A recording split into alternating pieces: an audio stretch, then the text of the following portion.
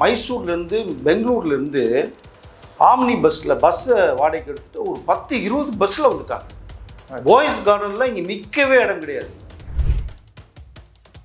July 13 2011 okay, Rajini அவர்கள் மறுபிறவி எடுத்து வந்த ஒரு நாள்னே நம்ம சொல்லலாம். நம்மளால முடிந்த வரைக்கும் நடிக்கணும். ஓகே, ரசிகர்களுக்கு ரஜினி ஸ்க்ரீனில் அவங்க பார்க்கணும். இதுதான் எனக்கு வேணும். வணக்கம் சார். வணக்கம். ரஜினி ரசிகர்களுக்கு இந்த 12/12 மிகப்பெரிய ஒரு தீரா காதல் இருக்கு. ஏன்னா எல்லாருக்குமே தெரியும் தலைவரோட பிறந்த நாள்னு. இன்னைக்கு ஜூலை 13, இன்னைக்கு மிக முக்கியமான ஒரு நாள்னு பேசப்பட்டுக்கிட்டு இருக்கு. என்ன சார் நடந்தது, என்ன சம்பவம்? கண்டிப்பாக சார், கண்டிப்பாக. நீ சொன்னது மாதிரி டிசம்பர் 12 1950 தமிழக ரசிகர்களுக்கு கிடைத்த மிகப்பெரிய பொக்கிஷம் அப்படின்னு சொல்லலாம் சூப்பர் ஸ்டார் ரஜினி அவர்கள். அது உலகம் பூராமே அந்த பர்த்டே செலிப்ரேட் பண்ணுறாங்க. ஒரு பீரியடு வரைக்குமே ரஜினி சார் பாய்ஸ்களில் ரசிகர்களை சந்தித்த நாட்கள் நிறைய இருக்குது. நான் பத்திரிகையில் ஒர்க் பண்ணும்போது ரஜினி சாரோட ட்ராவல் பண்ணது, நான் எஜமான் படத்துக்கு பேராக ஒர்க் பண்ணும் போதெல்லாம் பார்க்கும்போதெல்லாம் பர்த்டே அன்றைக்கி ஏகப்பட்ட ஷூட்டிங்கில் இருந்தாலும் அவ்வளோ ரசிகர்கள் வந்துடுவாங்க. அப்படி தான் தர்மதுரை படம் மைசூர் பக்கத்தில் ஒரு வில்லேஜில் ஷூட் பண்ணிகிட்ருக்காங்க. 2 மாடை ஓட்டிட்டு ஏறு உள்ளது மாதிரி ஒரு ஷாட் ரோட்டு எடுத்துகிட்டு இருக்கும்போது பர்த்டே அன்னைக்கு. ஓகே, நாங்கள் ரஜினி சாரை பார்க்குறதுக்காகவே சென்னையிலேருந்து மைசூர் போயிருக்கோம். மைசூர்லேருந்து ஒரு 80 கிலோமீட்டர், ஊர் பேர் டக்கு ஞாபகம் மாட்டேங்குது. அங்கே போயிருக்கோம். நான் ரஜினி சாரை பார்த்துட்டு விஷ் பண்ணுறாங்க, கை காமிக்கிறோம். அவர் ஃப்ரீயாக இருந்தால் கூட்டி பேசுவார், இல்லைன்னா ஜாடையிலே கேட்பார், என்ன விஷயம், என்ன பார்க்கணுமெல்லாம் கேட்பார். பார்த்த உடனே அவர் பார்த்துட்டாரு, ஷார்ட் போயிட்டு இருக்கு, முடிச்சு ராஜ்சேகர் சார் டைரக்டர், படிக்காத ஒரு டைரக்டர். பார்த்த உடனே ஃப்ரீயான உடனே நேராக என்னங்க என்ன வடப்பள்ளியில் ஏவி ஸ்டுடியோ மாதிரி மைசூர்லேருந்து 80 கிலோமீட்டர் வந்துருக்கீங்க, என்னங்க சார் நீங்கள் பர்த்டே சார், அதனால் பார்க்க வந்தோம், பார்த்துட்டு விஷ் பண்ணிட்டுமா. அப்படியே பார்த்துட்டு ஒரு சாலையை பற்றி விஷ் பண்ணால் வாங்கன்னு உட்காந்து பேசினாங்க. அங்கே அவ்வளோ கூட்டம். ஓகே, பொதுமக்கள் ஷூட்டிங் ஸ்பாட்லேயே மிகப்பெரிய கேக் வச்சு ஒன்று கட் பண்ணி நைட்டு 7 மணிக்கு மேலே எல்லாருக்கும் பார்ட்டி கொடுத்தார். பார்ட்டி கையில் ஒரு 500 ரூபா பணம், பிரியாணி பார்ட்டின்னு அந்த ஒர்க் பண்ணுற ஸ்டாஃபுகளுக்கு எல்லாத்துக்கும் கொடுத்தாரு அதை. ஸோ அந்த பர்த்டே அப்படிங்கிறது ஒரு ஸ்பெஷல். உலக ரசிகர்களில் ரஜினி ரசிகர்கள் அத்தனை பேரும் கொண்டாடக்கூடிய ஒரு பொன்னாள். பட் இங்கே ஒரு பீரியடு வரைக்குமே ஒரு ரசிகர்களை பார்த்த அந்த நாட்கள் இருக்குது. பட் ஒரு பீரியடுக்கு அப்புறம் கூட்டம் அதிக சேராமல் இருந்துச்சு.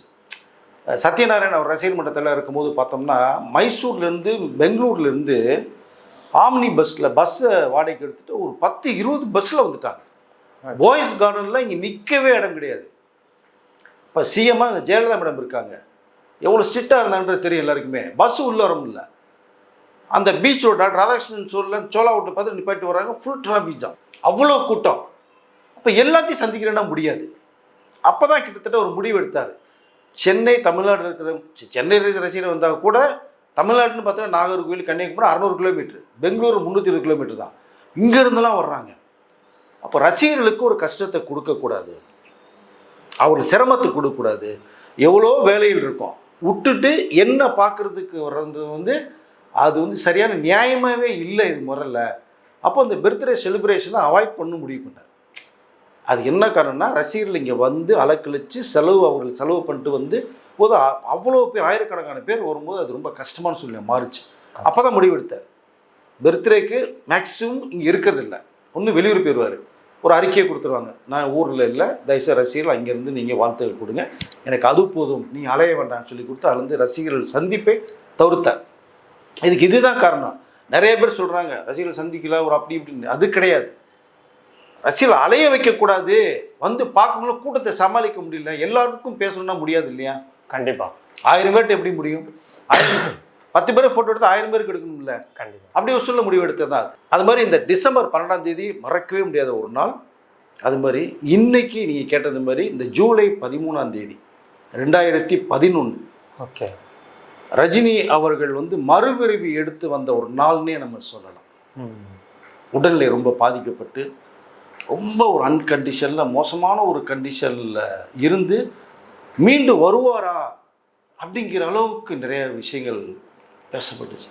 இப்போ எனக்கு ஒரு ஞாபகம் வருது, எம்ஜிஆர் அவர்கள் உடம்பு சரியில்லாமல் அமெரிக்கா ஹாஸ்பிட்டலில் இருக்கும்போது இந்த ஒளி விளக்கில் ஒரு சாங்கு வரும், சவுகார் ஜானகி பாடுற ஒரு சாங் ஒன்று, இறைவா உன் காலடியில் இந்த பண்ணாடி கேட்குற மாதிரி ஒரு சாங் அவர் இப்படியே காப்பாற்றி கொண்டு வரும்னு சொல்லி படத்தில் சுச்சுவேஷன் அந்த மாதிரி இருக்கும்.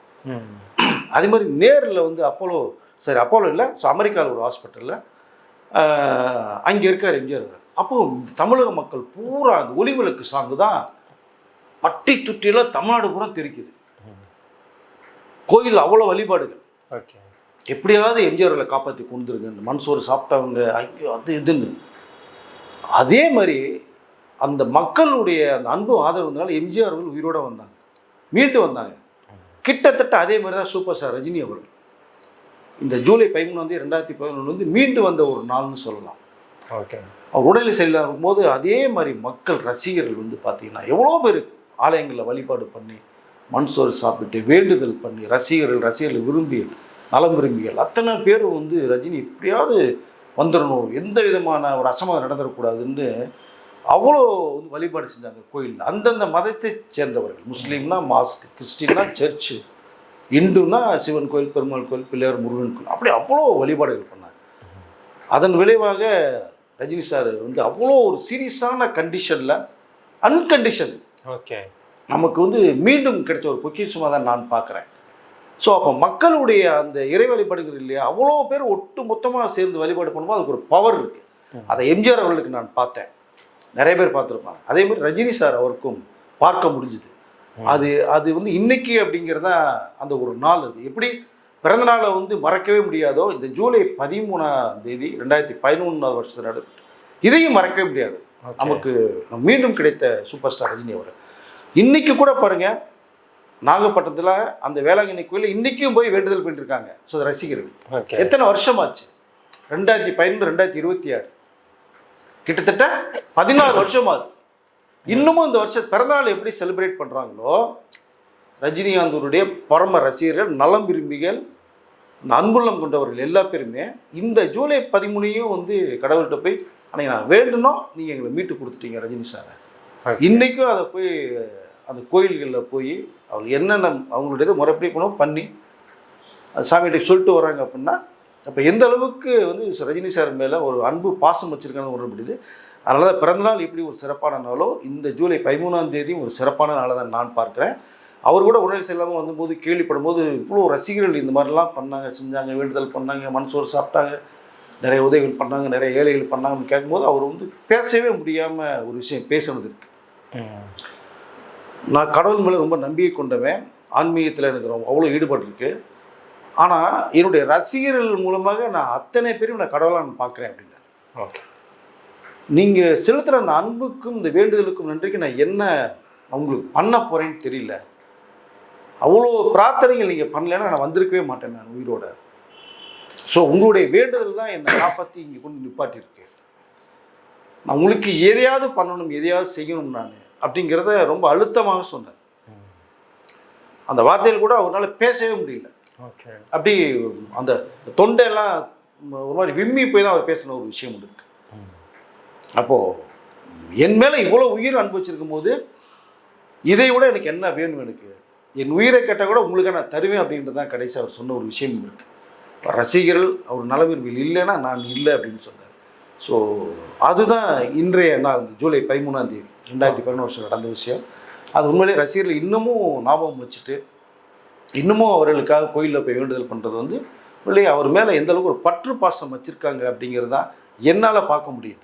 ஸோ இந்த நாள் வந்து மறக்கவே முடியாத ஒரு நாள் அப்படின்னா, பிறந்த நாளைக்கு கூட நம்ம சில நேரம் செலிப்ரேட் பண்ணால் கூட போயிடலாம். ஆனால் இந்த நாள் இருக்கு இல்லையா, நமக்காக இறைவன் கொடுத்த ஒரு வரமாக நான் பார்க்குறேன் அதை நான். Okay sir. ஸோ அதுதான் இன்றைக்கி ஒரு சிறப்பான நாள்னு நினைக்கிறேன். ஓகே சார், இதை தாண்டி இன்னொரு விஷயம் என்னென்னா, ரஜினி சாருக்கு ஒவ்வொரு டைம்லேயுமே ஒரு கம்பேக் கொடுக்கறதுக்கான மிகப்பெரிய தோல்விகளையும் சந்திச்சு திரும்ப கம்பேக் கொடுத்துருக்காரு. பாபா படம் தோல்விக்கு அப்புறம் சந்திரமுகின்னு ஒரு பிளாக் பஸ்டர் கொடுத்தாரு. அதே மாதிரி இவர் உடல்நிலை சரியில்லாமல் போயிட்டு திரும்ப வந்து படம் நடிக்க இருந்திருக்கலாம், போதும் நம்ம புகழ் எல்லாரும் ரஜினிகாந்த்னா யாருன்னு உலகத்துக்கே தெரியும், திரும்ப நடிக்க வரணும். அதே நேரத்தில் தான் அவர் அரசியலுக்கும் வருகை தர்றதா இருந்தது. ஏன் திரும்ப மறுபடியும் ஒரு முயற்சிகள் எல்லாம் எடுத்தார்? இல்லை, நீங்கள் சொன்னது மாதிரி தான். ஏன்னா ரஜினி சார் அவங்க வந்து அதாவது எதிர்பார்க்கிறதே உங்களுடைய ஆக்டிங், அந்த ஸ்டைல், ஒரு என்டர்டெயின்மெண்ட். நாங்கள் வந்து ரொம்ப கவலையில் மறந்து இருக்கிறது உங்கள் படங்களை பார்த்து நிறைய விஷயங்களை வந்து சமூகத்தை சார்ந்த விஷயங்கள் நிறைய சொல்லியிருக்கேன். ஒரு ஆரியர்ந்தவரை எடுத்துங்க, குடும்பத்தில் ஒரு அண்ணன் எந்த அளவுக்கு கஷ்டப்பட்டு குடும்பத்தை காப்பாற்றுங்கிற ஒரு மேட்டர் சொன்னேன். நிறைய படம் மூணவாரி கேள்விக்குறி, நண்பனுக்காக தன்னுடைய வாழ்க்கையை தியாகம் பண்ணுறவங்க, இப்படி இப்போ வரிசையாக படங்கள் சொல்லிட்டு போகலாம். அப்போது அந்த ரசிகர்களுக்கு நாம் என்ன பண்ண போகிறோம்? அவர் நடிச்சிருந்தாருன்னா அவ்வளோ பணம் சம்பாரிச்சிட்டாரு, நிம்மதியான வாழ்க்கை, சென்னையிலே நிம்மதியாக வாழ்ந்துட்டு போகலாம், ஃபார்ம் ஹவுஸ் இருக்குது, பெங்களூரில் இருக்குது, அரக்கோணம்பதில் இருக்குது, ஏகப்பட்ட நிம்மதியாக வாழ்ந்துட்டு போயிருக்கலாம். ரிஸ்க் எடுக்க வேண்டிய அவசியம் இல்லை. டாக்டர்ஸு சொன்னதே, சார் நீங்கள் பழைய ரஜினி மாதிரி நினச்சிட்டுலாம் பண்ண முடியாது, படம் நடிக்க வேண்டாம், நீங்கள் ரெஸ்ட் எடுத்து உடம்பை பார்த்துக்கிட்டா போதும் அப்படின்னு தான் சொன்னாங்க. ஆனால் அவ்வளோ லைட்டிங்லாம் நீங்கள் பண்ணணும், அது ஹீட், பயங்கர ஹீட் வரும். ஆனால் அவர் சொன்னது ஒரே வார்த்தை, இந்த ரஜினியை நேசிக்கிறவர்கள் என்னுடைய ரசிகர்கள், அன்பான மக்கள். இது அப்போ அவர்களுக்கு நான் என்ன செய்ய முடியும்? இப்போ இதுதான் விரும்புகிறாங்க அப்படிங்கும்போது நான் தொடர்ந்து படங்கள் நடிப்பேன், என் உயிரை விட அவர் விரும்புகிறது எனக்கு ரொம்ப முக்கியம்னு சொன்னார். அவர் நடித்த ஒதுங்கி போயிருக்கலாம் வேணான்னு சொல்லிட்டு, ஆனால் தொடர்ந்து நடிப்பேன்னாரு. 2011 தொடர்ந்து நடிக்க ஆரம்பிச்சவர் தான் இன்னைக்கு வரைக்கும் நடிச்சிட்டு இருக்காரு. கையில் 3 படம் வச்சிருக்காரு. தர்மன் இப்போ போயிட்டுருக்கு.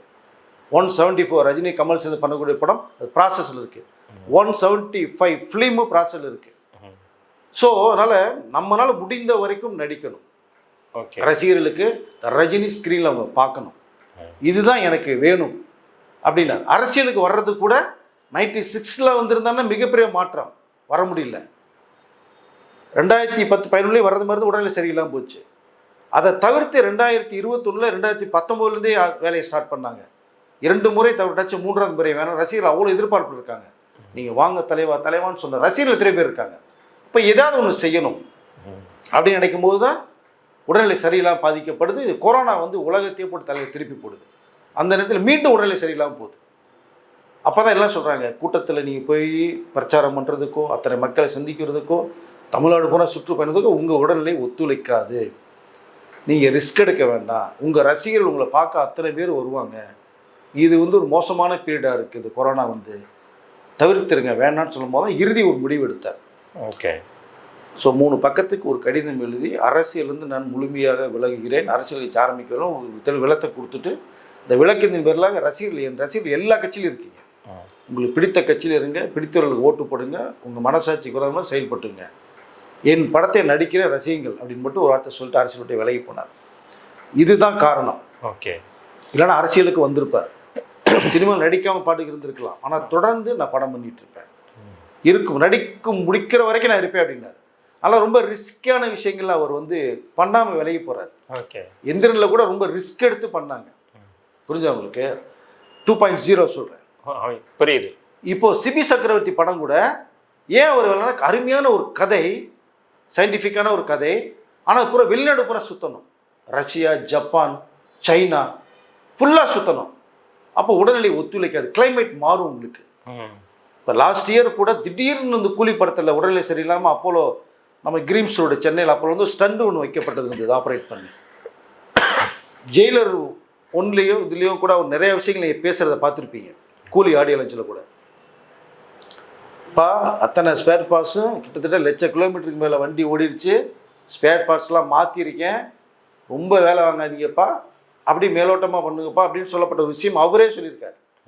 அப்போ முடியாத சூழ்நிலையிலும் அவர் தொடர்ந்து படம் பண்ணுறாருன்னா, அந்த ரசிகர்களை வச்ச ஒரு அன்புக்கும் நம்ம அவருக்கு அந்த ஸ்க்ரீனில் பார்க்கணும்னு நினைக்கிற வரைக்கும் படம் பண்ணுவேன்னு சொல்லியிருக்காரு. அதெல்லாம் தொடர்ந்து படம் பண்ணிகிட்ருக்கார். அதனால் 12 டிசம்பர் 12 மறக்க முடியாதோ, அதே மாதிரி இந்த ஜூலை 13ஆம் தேதியும் வாழ்க்கையில் மறக்க முடியாத ஒரு நாள் அப்படின்னு தான் நான் நினைக்கிறேன் சார். ஓகே சார், நிறைய தகவலை பகிர்ந்துக்கிட்டீங்க, ரொம்ப நன்றி சார். நன்றி சார்.